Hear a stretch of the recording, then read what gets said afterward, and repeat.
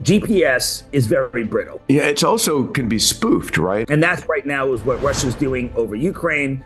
It's what Iran is doing in much of the Gulf region. It's what China's doing in and around Taiwan. So how does quantum sensing solve this problem? Here's the bad news. We now have devices in clinical trial that allow us to pick up the magnetic field of the heart. This device is able to detect what's going on in under 5 minutes. That's extraordinary. Can you make money with quantum technologies? We spun out about 2.5 years ago, raised around the 500 million, using LQMs, large quantitative models, combining that with quantum technologies.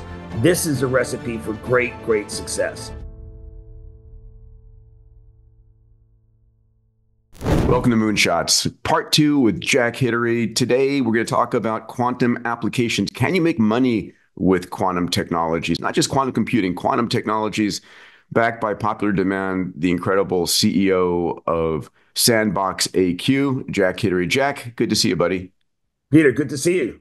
Last time we spoke, we had quite the conversation about sort of the fundamentals of quantum and how we can now simulate in silico, in classical computers, quantum equations that allow us to understand the world of atoms and molecules and ions versus the world of bits. And what you've built at SandboxAQ is nothing less than a rocket ship that's actually making money today. So, I mean, people have asked, is quantum, the world of quantum, decades away? And is it something that is actual business? And you've turned it into a business. So let's jump in there. Sure, yeah. What we realize is that if we marry quantum technologies, quantum approaches with AI, specifically quantitative AI, then we can actually build products for today. We can actually deliver value today to real customers, global 1,000 customers all around the world. Let's go through some examples, Peter. And just for reference here, you built SandboxAQ out of Alphabet. It was spun out of Alphabet with support of Sergey Brin. Eric Schmidt is your chairman. And out of the box, you raised $500 million, which is an amazing seed round. I mean, like, very few people in the world have $500 million seed round. And you're making revenue today. I don't know if you're able to, to sort of quantify that for 2 years out of the gate, just to give people a sense of this being a real business and then jumping into your different products. Sure, Peter, exactly right. We spun out about 2.5 years ago, raised around the 500 million. And just fast forward 2.5 years later, we built actually a very robust business with lots of really big customers, customers in the pharma space, customers in the aerospace sector, customers in energy and batteries, really big sectors of our society. So what you see is that when you look at quantitative approaches, using LQMs, large quantitative models, combining that with quantum technologies, this is a recipe for great, great success. So let's go through some examples. Let's take quantum sensors. Quantum sensors are here today. Last time we talked about, Peter, you and I, quantum computers. Quantum computers are being built right now by about 36 very serious outfits, both large companies such as Amazon, Microsoft, Google, IBM, as well as startups such as SiteQuantum, IonQ, and many others. Very exciting to see that. And in a number of years, we'll have scaled fault-tolerant quantum computers, but that's not yet today. But let's now turn to quantum sensors.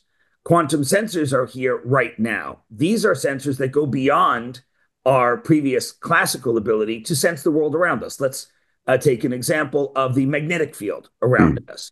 Our Earth has a magnetic field. It's not very strong, but it's got a magnetic field. And thank God it does, because without it, we'd all be fried to a crisp. Yeah, cosmic rays suck.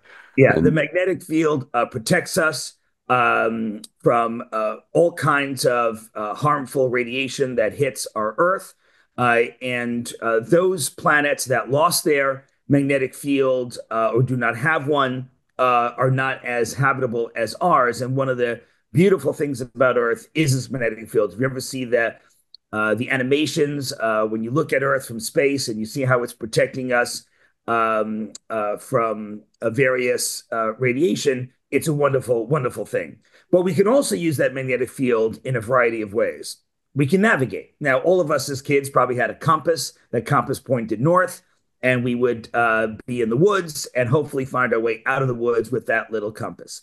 Well, we can go beyond that now. In fact, a good chunk of the animal kingdom uses the magnetic field every single day.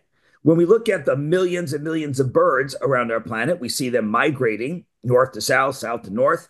In fact, I had the opportunity to see the Arctic tern. The Arctic tern is an amazing bird. It's a white bird that travels 24,000 kilometers a year because it goes from the North Pole to the South Pole. I have beautiful photos of you in your big, winter gear down in the South Pole. Yes, I wasn't in the South Pole yet, but I was in Antarctica.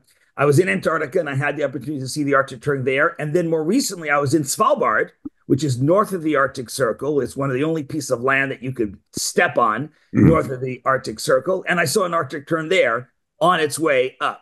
And so that was just, I really appreciated the ability to see the Arctic tern in both places. But how did it do it? How does the Arctic tern travel these thousands of kilometers, often over water? Well, one of the things that it's able to do, of course, is to pick up the magnetic field of the Earth. And many, many birds have that ability. It's not just birds. When we look at certain kinds of whales, many species of whales are able to do that. And they travel thousands of kilometers underwater to go from feeding places to their place where they give birth to the next cohort, the next generation. And so we see many, many kinds of animals out there. Dogs actually have some ability here, as well as do turtles. When you see those turtles scurrying towards the water, they're not actually picking up some scent of the water or something like that. It's actually using magnetic fields as well. So a lot of the animal kingdom does that. We humans have lost that ability innately to do so. So we need to use technology. And the good news is that's what SandboxAQ has just done. Starting about 5 years ago, we realized that GPS is very brittle. GPS is a series of satellites, of course. There's now 4 GPS systems around the world. The US has launched one many years ago. Europe has one. Russia has one. And China has one. Russia and China realized that they needed their own resilient GPS system in case that we turned off ours against them. And so they have their own. US and Europe have them. But unfortunately, the GPS signal is very easy to jam. It also can be spoofed, right? I mean, you can create false GPS signals and lead someone to the exact wrong direction. That's right. And that's happening right now. Various adversaries are spoofing GPS. If you want to jam GPS, you can literally go online. It's not legal, so please don't do it. But if you go online, you can find little boxes. They look like large walkie-talkies, essentially. And you can jam GPS for your entire neighborhood. And if you have a bigger one, you could jam it over a whole city. And that's right now is what Russia's doing over Ukraine. It's what Iran is doing in much of the Gulf region. It's what China's doing in and around Taiwan. It's happening right now. This was front page Wall Street Journal just 2 weeks ago. Literally, the digital front page and the physical front page was this issue. It impacts both defense, national security, as well as the civilian aerospace. Thousands of flights since the beginning of this year have been disrupted. Some have had to land other places. Finnair, as an example, one of the Scandinavian airlines has had to cut routes to the Baltic regions because it simply cannot get their planes there. They cannot get the planes due to lack of GPS. And that's on jamming and spoofing, Peter. And of course, we know this is public info. China and Russia have both announced capability to take satellites out. Yeah. Just take them out of the sky. Unfortunately. So we built an amazing dependency on GPS. And of course, the other thing is GPS doesn't work underwater, where the signal gets attenuated very quickly with just a tiny amount of water. Meter underwater, bingo. Yeah. GPS.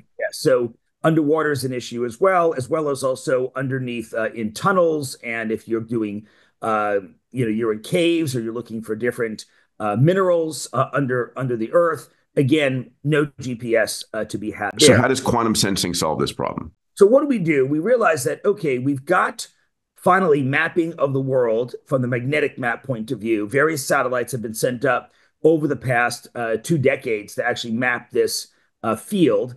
And it turns out We have the core field of the Earth, and that is a magnetic field that is a result of the molten iron that's moving around the core iron ball in the center of our Earth.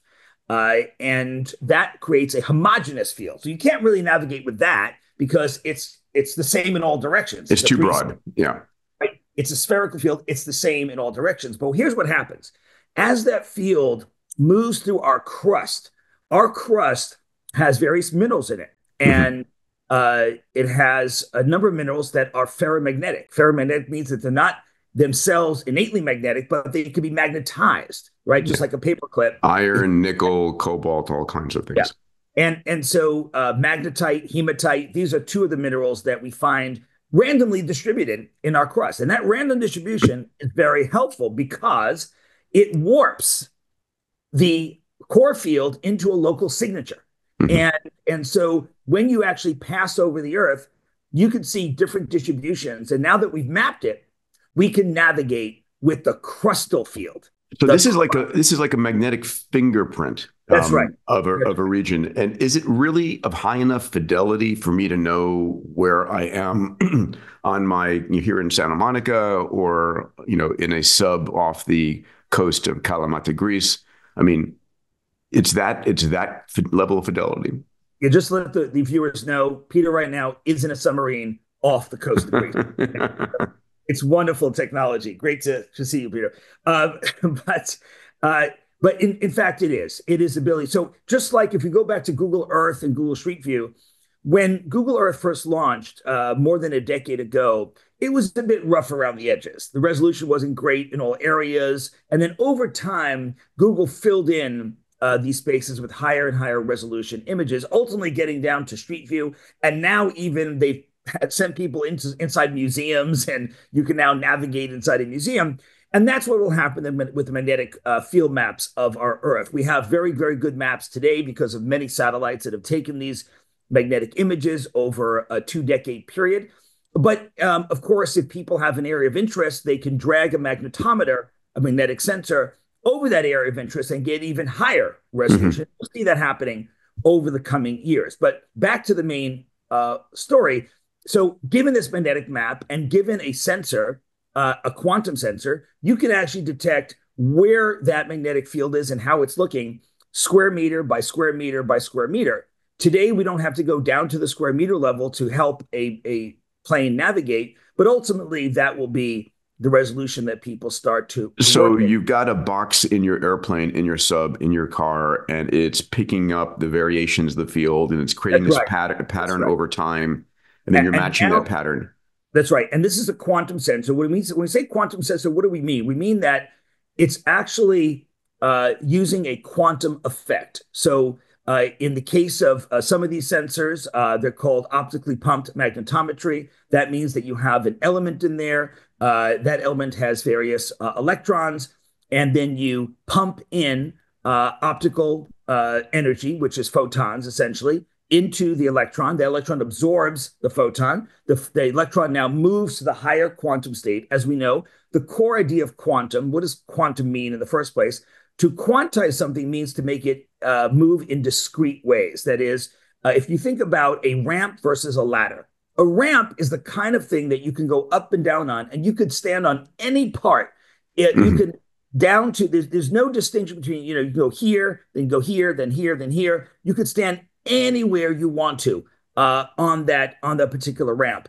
A ladder, though, is something that you're either on rung 1, rung 2, rung 3, rung 4. Very discretized in terms of where you are on that ladder. To give you another analogy, in music, if I have a violin or a guitar, I could put my fingers anywhere I want to along that violin string, and I could then have a different frequency that is played once I draw the bow. A piano, on the other hand, is discretized, right? You'd say a piano is like what quantum is, whereas a violin is like what the classical world is. You can analog move anywhere you want to. The same thing with the ladder. The ladder is like quantum. The electron could only exist at certain rungs of energy, cannot exist in between those rungs. And the ramp is more like how we understood the classical world, where the billiard ball can exist anywhere we want to on the billiard table. Everybody, I want to take a short break from our episode to talk about a company that's very important to me. and could actually save your life or the life of someone that you love. The company is called Fountain Life, and it's a company I started years ago with Tony Robbins and a group of very talented physicians. You know, most of us don't actually know what's going on inside our body. We're all optimists.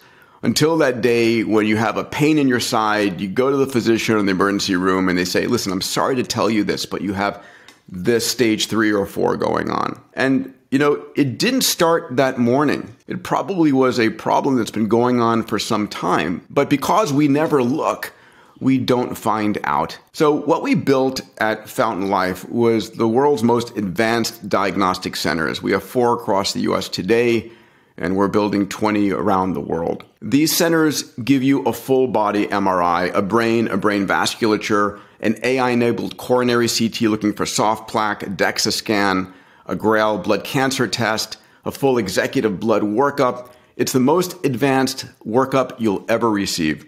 150 gigabytes of data that then go to our AIs and our physicians to find any disease at the very beginning when it's solvable. You're going to find out eventually.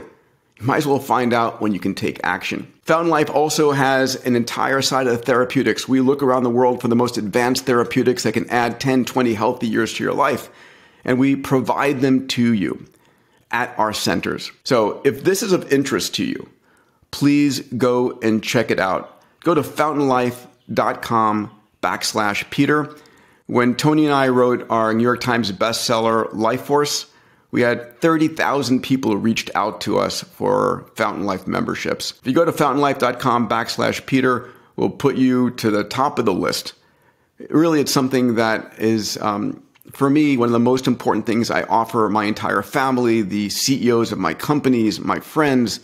It's a chance to really add decades onto our healthy lifespans. Go to fountainlife.com/Peter. It's one of the most important things I can offer to you as one of my listeners. All right, let's go back to our episode. So I brought a group of XPRIZE benefactors on a deep tech journey to the Valley. We came to SandboxAQ. Yes, you came to our Palo Alto labs. Yes. Yes, and it was beautiful. And we saw this tech. And, you know, it is a manageable size. I won't call it a black box, but the sensors themselves are relatively small. Yeah. It's a silver box, but yes, it's relatively small, and most of that box has air in it. So ultimately, we'll bring it down to much smaller form factors, Peter, as you may have heard during the visit. But the Air Force wanted it a certain form factor for the testing that we've done over the last 2 years. And the Air Force has indeed publicly tested it. We'll get to that in 1 minute. But now is the question. Now you've got a great quantum sensor. You're pumping this electron up. And now, of course, after you stop pumping it up with photons, it comes back down and it releases a photon. Conservation of energy. It absorbed a photon. Now it's got to release a photon. When a photon is released under a magnetic field, we have something called the Zeeman effect, which allows us to back calculate what the strength of that magnetic field is, given the pathway and given the characteristics of that photon. So when we detect that photon, we can see indeed there was a magnetic field of this particular strength at that particular moment, and then we can use that to calculate what the pattern of magnetic field is right underneath us. So let's say we're flying at 600-700 miles an hour in a plane, or on other vehicles as well. Now the question is, okay, you've got a great sensor. That's the good news. Here's the bad news. You've got a great sensor.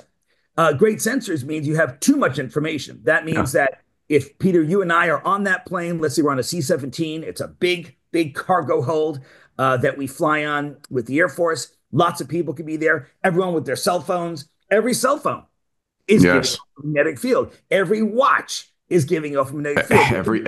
Every heartbeat, as we'll learn in a few minutes. Everything is giving off magnetic field. So it's a very noisy environment. If you had to physically try to shield all that out, that would be very, very difficult. And so you need an AI now, a quantitative AI, an AI that doesn't think about words. This is not a chat GPT. This is an AI that thinks about numbers. And these numbers are the strengths from moment to moment of the magnetic fields below it and then around it. And what we've done over the years is train an AI successfully to look at the magnetic field of the Earth, interpret that, but ignore the magnetic fields That's around. extraordinary. Yeah. And that's what the hardest part was. The hardest part actually wasn't the quantum side, it was the AI side. Yeah. And so that's why we call it AQNav. It's AI and quantum coming together to create a navigational platform. And this platform, Peter, cannot be jammed or spoofed. It is air gapped. There's no way to connect to it. It's not on the internet. It doesn't communicate with any satellites, doesn't need any satellites, doesn't communicate with any radio frequencies.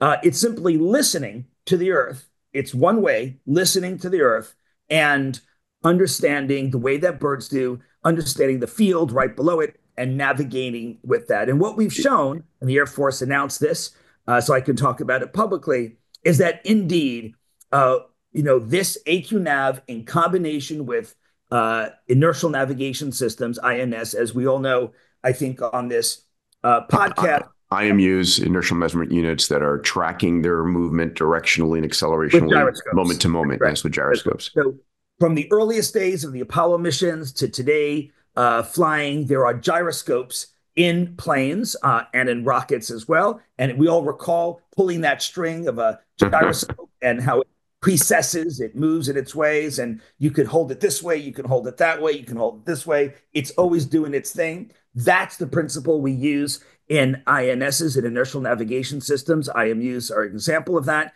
And so the INS is wonderful. The problem is drift. After just 10 minutes flying at 700 miles an hour, you have drifted significantly. Yes. And after an hour or two or three, and that's what's happening to these planes now, they're inside GPS denied areas for hours on end. They're not going to get back to where they need to, nor will they reach there. Though it is amazing that Charles Lindbergh, with nothing less than a rough map, made it from New York to Le Bourget, but we won't go there. So we've got NavAQ up, or AQNav up and running. I want to move the conversation, if we could, to another quantum sensor in the magnetic field space, which is what you're doing in the field of medicine, which a lot of folks are sincerely interested in. Would you go there? Sure. So the same principle of detecting the magnetic fields and having an AI that could read the sensor, look at the signal, and ignore the noise, right? That's the critical signal to noise ratio that we always talk about. We can bring this right back to Earth in hospitals, in clinics, at the bedside, in ambulances, and in preventative, and also even in sports and performance medicine. We can bring it to one of the key medical challenges of our time, which is cardiac care. As we all know, Peter, I think all our listeners know here, heart attacks, cardiac disease, generally speaking, is the #1 killer in the United States. For both men and women. For both men and women, just to be clear, this is not a male-focused disease. That's right. It's absolutely both for men and women. And what's absolutely clear is that around the world, it is the leading killer. It is a silent killer very often, coming out with almost no warning signs, well ahead of time. And we know that our current diagnostic tools fall short. How many times do we know in our experiences with friends, family, colleagues, that unfortunately we hear about somebody that had a great physical, was given an A+ in their physical, 3 months later, heart attack. Can I double down on this? The numbers, which I know are 70% of all heart attacks have no precedence, no symptoms, no shortness of breath, no pain.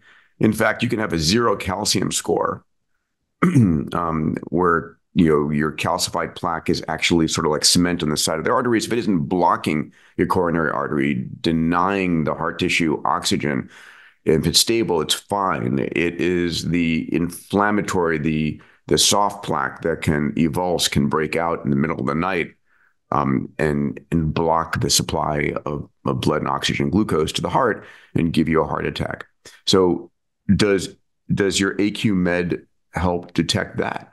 So here's what happened. We realized that the magnetic field is something that we can now detect, not just of the Earth, like we just discussed, but also of the body. And it turns out that every time you have electricity, what Michael Faraday taught us back in the 1800s is that every time you have an electric field, you have a magnetic field. That's the way physics works. And so we know that we have electric pulses in our heart. Most of us still have our natural electric pulses. Those who lose that capability, of course, have a pacemaker, and a pacemaker artificially makes that happen. But talking about the heart, we have these signals that go in. Why do we have this electric signal? So that we can contract the heart. The heart is a muscle, like any muscle in our body. It contracts. When it contracts, of course, it's spurting the blood out, and we go around. And hopefully people are also thinking about their second heart. Their second heart are our calf muscles. I hope people are working out their calf muscles, because we need those calf muscles to get that blood back up. So please work out your calf muscles to get that blood back up from not pooling in your venous return. Your venous return. Yes. So we have muscles in our body. When I'm moving my finger right now, my brain is sending a signal to this muscle to contract. That's actually the muscle is down here, but that's okay. Yeah, I'm saying, but it's sending muscle here, but to contract over here. Yes. And so what we can do is we can pick up the magnetic field associated with the electricity of the heart. And in fact, we can go beyond ECG, EKG. ECG, as it's called in most of the world, EKG is what we call it in America. In the United States is electrocardiography. And as you well know, Peter, this is really a very indirect kind of way of looking at the heart. What are we looking at? We're putting pads with wires on people's chests. So we're looking at skin conductance, okay? Right? So skin conductance, but now we're really interested in an organ that is inside the body cavity, beyond bone and tissue of the skin, beyond that. And in fact, it is a very poor indicator of exactly what's going on inside the heart. You can tell some things, of course, and actually I have a glass right here. I don't know if people can see it, but it has all the EKG symbols, the various waveforms on it. And it tells you about NSRs and tachycardia, bradycardia, PVC, A-flutter, AFib, STEMI. So I always keep this near me. And that's the PQRS complex. Yes, in case I have to interpret a EKG at any moment. But in fact, there's a form of heart attack that we call NSTEMI. What does NSTEMI mean? Well, STEMI is ST, elevated myocardial infarction, STEMI. And the S and T, we give letters to, as you know, Peter, to the various parts of the waveform. And so a STEMI heart attack we can see on an ECG, but NSTEMI, by definition, non-ST elevated myocardial infarction, we cannot see on the EKG because there is no elevation. There's no elevation of the waveform. So what do we do? Well, it turns out years ago, people realized that the magnetic field of the heart is richer in information. It comes out intact, just like you talked about, Peter, during our AQNav conversation, that the magnetic field goes through the oceans. We can detect it underwater, above water, here, there, in the earth, above the earth, inside the earth. It is everywhere. The same thing with our heart's magnetic field as well. And so if we can pick up the magnetic field of the heart, we can actually detect far more than the indirect skin conductance of the EKG. And that's actually what's now happened at Mount Sinai Hospital in New York, at Mayo Clinic in Minnesota. We now have devices in clinical trial, not approved yet, but in clinical trial, that allow us to pick up the magnetic field of the heart using these sensors. But again, just like the navigation, the hardest part, Peter, was not the sensing.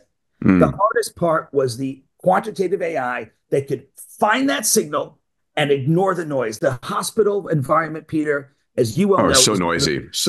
Magnetic, noisy problems. Here was our first problem. We had our prototype out of our Palo Alto labs. We're all excited. First hospital we went to was UCSF Hospital, wheeled it in and started taking readings and realized that the elevator shaft was 20 feet away from our device, was going up and down. And of course, there's electromagnetism involved in those big weights that go up and down, and the magnets that they're used in an elevator to go up and down was destroying our ability to find the signal in the heart. And so we literally, when people say go back to the lab, we literally wheeled it back to our lab and redesigned it so that we would have more of a robust ability to look at the heart and ignore the noise. In fact, that's what happened.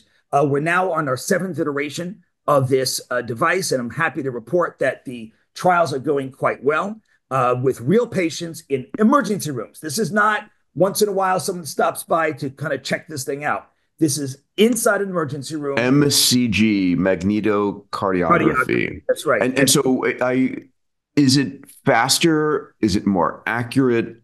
What is it that differentiates it from what is now, So gold decades? standard, yeah. So gold standard today is troponin levels, which, as many of our listeners will know, is a blood draw, has to be taken to a lab inside the hospital and read. And troponin levels are not specific to the heart. It indicates muscle breakdown, muscle weakness, but it is not specific to the heart. Lots of false positives, false negatives. Really not the greatest thing in the world, but that's what we've got today. And so it often takes at least one blood draw. That's a 2+ hour cycle to find out what's happening with this person. 8 million chest pain presentations to emergency rooms a year just in the US. Only a fraction of them are having a heart attack at that moment. Need to triage very quickly to find out what's happening, but it takes one blood draw. In more than half the cases, it takes at least 2 troponin blood draws. Now we're talking 4, 5, 6 hours after they've entered into the emergency room. Not only are they not getting treated well, also they're taking up resources in the ED, in the emergency department, and we're not treating others, that need treating as well. And so this device is able to detect what's going on in under 5 minutes. Non-invasive, no rays coming out of it. Keep your clothes on, no wires, no crazy pads. This is Star Trek technology. You sort of step in. Did you have a heart attack? Is your heart in good health or not? Yeah, exactly. That's amazing. The first indication, Peter, that we're going for is this triage application. Over time, we'll add more capabilities to this device and to the AI, looking at AFib, looking at lots of other things. But initially, we're going for this emergency department issue. And that's why we're right now inside the Mount Sinai Hospital, inside the Mayo Clinic cardiac hospital. And that's giving us the data that we'll need to then seek approval for this device. Everybody, I want to take a short break from our episode to talk about a company that's very important to me and could actually save your life or the life of someone that you love. The company is called Fountain Life. And it's a company I started years ago with Tony Robbins and a group of very talented physicians. Most of us don't actually know what's going on inside our body. We're all optimists. Until that day when you have a pain in your side, you go to the physician in the emergency room and they say, listen, I'm sorry to tell you this, but you have this stage 3 or 4 going on. And, it didn't start that morning. It probably was a problem that's been going on for some time. But because we never look, we don't find out. So what we built at Fountain Life was the world's most advanced diagnostic centers. We have 4 across the US today, and we're building 20 around the world. These centers give you a full body MRI, a brain vasculature, an AI-enabled coronary CT looking for soft plaque, a DEXA scan, a GRAIL blood cancer test, a full executive blood workup. It's the most advanced workup you'll ever receive. 150 gigabytes of data that then go to our AIs and our physicians to find any disease at the very beginning when it's solvable. You're going to find out eventually. You might as well find out when you can take action. Fountain Life also has an entire side of therapeutics. We look around the world for the most advanced therapeutics that can add 10, 20 healthy years to your life, and we provide them to you at our centers. So if this is of interest to you, please go and check it out. Go to fountainlife.com/Peter. When Tony and I wrote our New York Times bestseller, Life Force, we had 30,000 people who reached out to us for Fountain Life memberships. If you go to fountainlife.com/Peter, we'll put you to the top of the list. Really, it's something that is, for me, one of the most important things I offer my entire family, the CEOs of my companies, my friends. It's a chance to really add decades onto our healthy lifespans. Go to fountainlife.com/Peter. It's one of the most important things I can offer to you as one of my listeners. All right, let's go back to our episode. All right, next topic, a big one, drug discovery. You're already working with Sanofi and UCSF. Can you use the models, the equations of quantum physics that the greats gave us a century ago to help me, help you, help everybody find the specific drug that's going to work for them? Yeah, so this is a critical challenge. As we all know, 8 to 10 years on average preclinical work before you get a molecule into phase 1 trials. It's insane, by the way. Insane. The amount of time and money. Yeah. Absolutely crazy. And then you get into trials. As we all know, you got to do phase 1, phase 2, phase 3. And what is the percentage of failure in these trials, as we're moving through all phases, the answer we talked about last time, 90% failure. 90% failure. I mean, what other industry works this way? If you and I had the construction industry, the Peter and Jack wonderful construction industry, we're going to build people hotels and buildings. We said, by the way, 90% chance it's going to fall down in 30 days. But please use us. Use the construction industry. And we'll charge you billions per building. Billions that, by the way, you can't recoup. Okay. Yes. But anyway, I mean, no other industry works with these kind of failure rates. And that's why that 10% success that actually gets out to market, the pharma companies have to charge so much for it because it's got to pay for the 90% of failure. People are like, why is everything so expensive? It's because of this core dynamic. The dynamic is broken. And I want to remind people, even after the FDA has approved this drug and you're buying it at sometimes hundreds of dollars per pill, sometimes thousands of dollars per injection, it still doesn't work for everybody it's prescribed to. The success rate per individual is in the order of 10, 20, 30%, because it has to be just good enough for the FDA to give its approvals and not do harm. Doesn't guarantee it's actually going to work.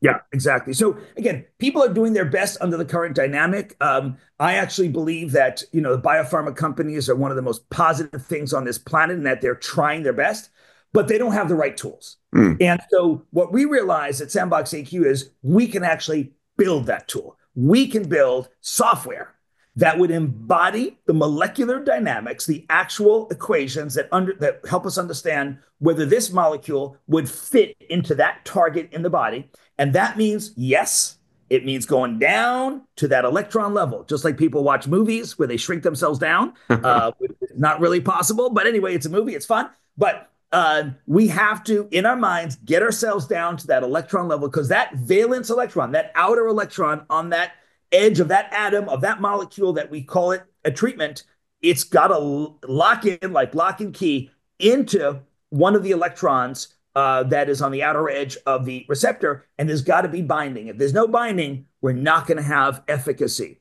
And by the way, if we also start binding to other things, what we call off-target effects, that is things we don't want to bind to, we could have toxic side effects. And so we've got to look at both. We've got to check what it is going to bind to that we want it to bind to, and what's going to bind to that we don't want it to bind to. And so this becomes a very complicated set of equations and calculations. And the conventional wisdom, Peter, was if we roll back 6-7 years, oh, this is not possible on conventional computers. This is not possible, and you won't be able to do this. In fact, fast forward, what we've shown is actually we can do it. It was a lot of collaboration with folks who are designing chips at Alphabet. And then, of course, now with NVIDIA, we've announced several times various partnerships with NVIDIA that allowed us to expand the CUDA language that is embedded inside the chip, and give ourselves the ability to go into this large quantitative models, quantitative AI that embodies with it the ability to calculate the quantum equations on a scale basis, use that as a generated data set. So people talk about what data drives your AI model. And normally what they're thinking of in their head is what data from the outside world drives your model. In the case of large language models, that is all the words on the internet. They just suck in Reddit and suck in X and Instagram posts and things like that, and social media comments. And that becomes their data set. And here we're actually generating the data set, Peter, from the equations themselves. Because they don't exist out there. They can't be found on the internet. You need to create the data set and interpolate from there. That's right. Exactly right. Yeah. So that allows us to have this big leap forward. We're now already with real molecules for various neurodegenerative diseases from UCSF, a Nobel Prize winning laboratory. We've been able to really help them refine the molecules that they started with and help them cut the time, cut the cost, and get them into clinic much, much faster. And so this is a very, very exciting moment in the history of humanity, our ability to create treatments. And when we think about the number of approved drugs every year, listeners may think that hundreds or thousands of new drugs are approved a year. In fact, it's on average about 48 to 50 new drugs a year approved. And most of those, 3/4 of those, Peter, are not first in human drugs. They're Me Too drugs, where somebody has a variation on a theme. And so there's only about a dozen or so first in human novel drugs approved a year for the world. Yeah. For the world. This is a huge area. There are companies like In Silico Medicine and others that have been working in this area. You're bringing a different set of technical tools, but the future here is the ability. We also spoke last time about the work that DeepMind is doing in AlphaFold, AlphaFold 3, Alpha Proteo, and such. But again, this is a brand new set of tools to help model drugs in silico.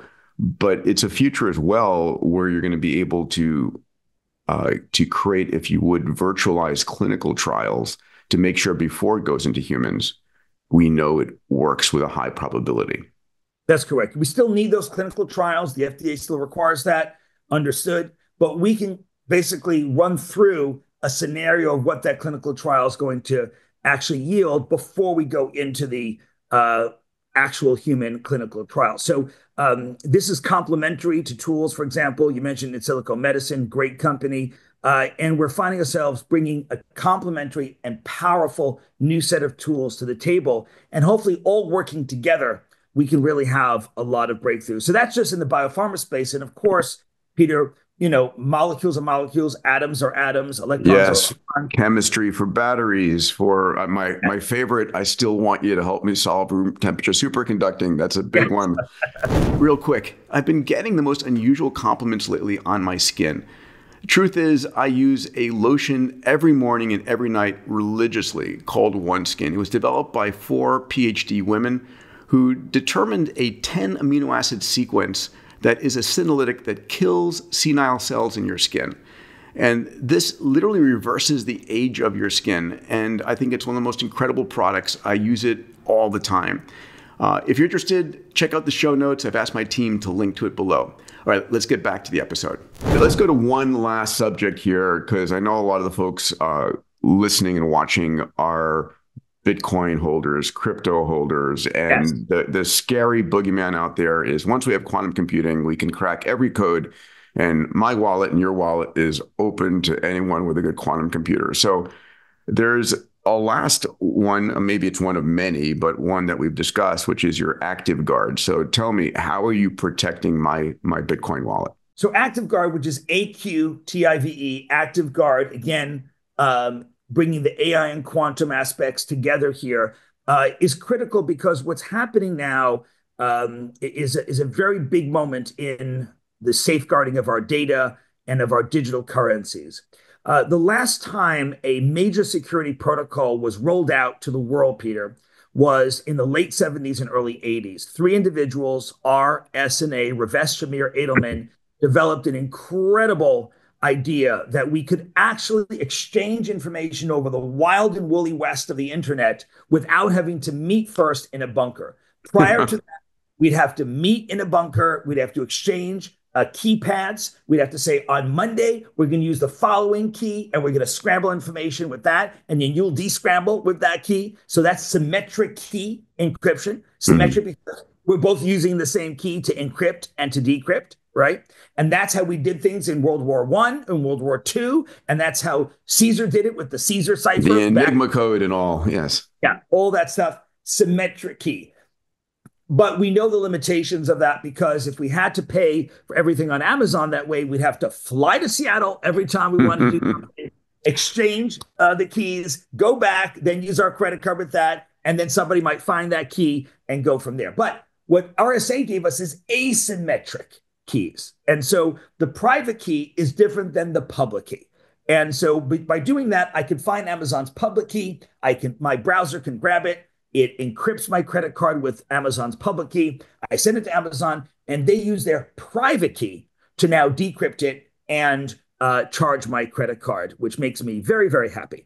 Mm. And so what we now have is a beautiful system, and that's the bedrock, Peter, of our multi-trillion dollar economy around the world. Without this ability, yes, e-commerce is part of it, but also ACH, wire transfers, also the ability to share information and have private patient data in your hospital. All this is encrypted and stored and protected by asymmetric key cryptography. And RSA is an example. Another example is ECC, elliptic curve cryptography. It was initially thought years ago that elliptic curve would form a bulwark, would be resistant to the quantum attack, but it turns out it's just as amenable to attack as RSA. And what we now know, and what Peter Shor showed in his 1994 paper when he was at Bell Labs, Peter Shor is now a respected scientist at MIT.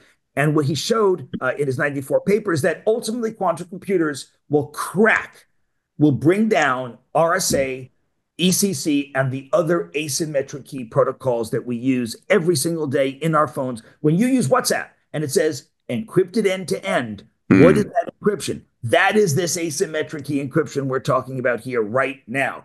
And so as quantum computer companies, the people building the hardware, there's a few dozen of them out there, getting better and better at scale and fault tolerant. We're getting closer to Q-Day. We're getting closer to that day when quantum computers will crack RSA and ECC. So the world, thank God, in this case, actually has been preparing. The governments of the world, those of us in industry, academia, have been collaborating for 8 years now, and to find a new set of protocols that would resist this quantum attack. We call it PQC, post-quantum cryptography. Of course, assume quantum is here. In the post-quantum world, how do we encrypt? And I'm happy to say that on August 13th this year, 2024, just about 2 months ago, in fact, the governments of the world announced that we now have standardized a set of PQC protocols. These are ways of encrypting using asymmetric keys, also private, public, but in a way that is not using the number theoretic frameworks that we had back from RSA and ECC. In fact, they're doing it in such a way that is not amenable to quantum attack. There are also other ways of protecting your data using QKD, quantum key distribution. Maybe in another podcast, we'll go into that. But bottom line is, what we had to do with AQtive Guard, we at SandboxAQ realized that the world, every bank, every government, every telco, every individual ultimately, needed to look at their encryption on their phones, in their servers, in the cloud, on premises, inventory it in a scaled way, and start creating a triage and then a roadmap of migration to the new protocols. For a bank, that typically takes 7 to 10 years. A typical migration takes 7 to 10 years. Now let's get back to Bitcoin. So Bitcoin and other cryptocurrencies, why do we call it cryptocurrencies? Because these are based on encryption, right? That's the cryptography in cryptocurrencies. And the encryption they're based on, unfortunately, is RSA and ECC. Bitcoin, Ethereum, each one is based on either RSA or ECC or variations thereof. And so ultimately, we've got to redo the foundations of blockchain itself. And of course, everything then built on blockchain will then be helped, be it cryptocurrencies or other blockchain types of applications, digital contracts, and so on and so forth. And so that's going to be work to be done over the next 5 years. I'm hoping, and I put out an invitation now to the blockchain community, let's start working together to start migrating these applications over time. Because what we don't want is for someone to have a real-time quantum computer in the future, be able to see that your transaction is about to go through of your spend, of your transfer of Bitcoin, and then be able to spoof in at that moment and double spend that particular coin. That could happen in the future. The quantum computers do not exist today to do that, but that's why. Look how long it took to fork Bitcoin in terms of the kind of forks we've had to do over the years. This takes time. We've got to start now. And the post-quantum encryption protocols that have been adopted, are governments and institutions beginning to roll those out today?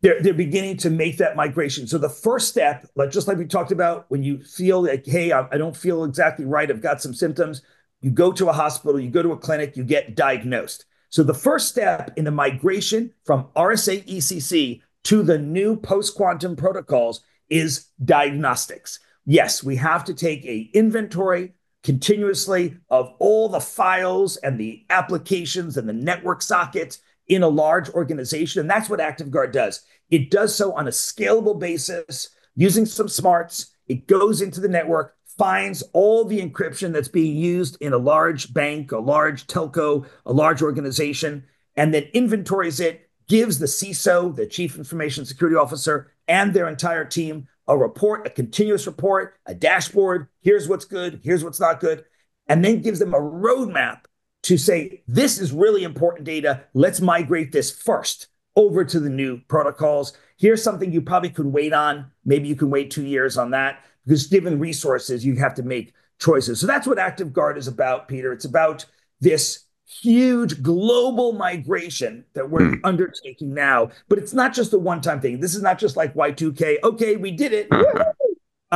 This is something that we always have to guard against, because what happens is coders are writing new applications all the time, and they could also be using bad encryption. And 2 examples of bad encryption, please, listeners, ask your CISOs, ask your cyber people if they're using that in your organization. MD5 and SHA-1 are 2 examples of hashing protocols that are used throughout our government and banking systems today. Nobody wants to be using them, but these are ways of protecting passwords that have been broken back in 2008 to 2009. These 2 particular ways of protecting your passwords have been already broken. But unfortunately, organizations got so big and their IT systems got so big, it's hard to ferret all these out.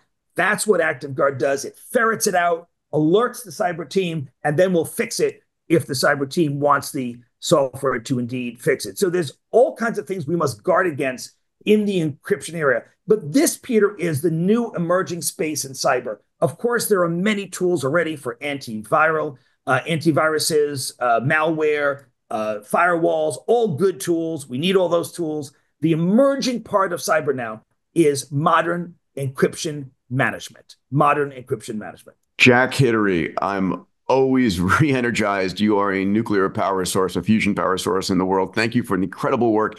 Where do folks find you on social media? Where do they go learn more about SandboxAQ? Sure. On X, formerly known as Twitter, Jack Hidary, my name, JackHidary, at Jack Hidary on Twitter. LinkedIn, very active on LinkedIn. Please find me, Jack Hidary, on LinkedIn. And of course, we have a lot of social media and blog posts and papers and peer-reviewed science papers coming out and have come out on our website, SandboxAQ.com. Remember the AQ, AI and quantum. Amazing. Jack, love you, buddy. Look forward to seeing you soon. Thank you for the support you give to all these incredible areas. Thank you for your support of XPRIZE. And I look forward to seeing you soon. Great, Peter. Thanks so much. Take care.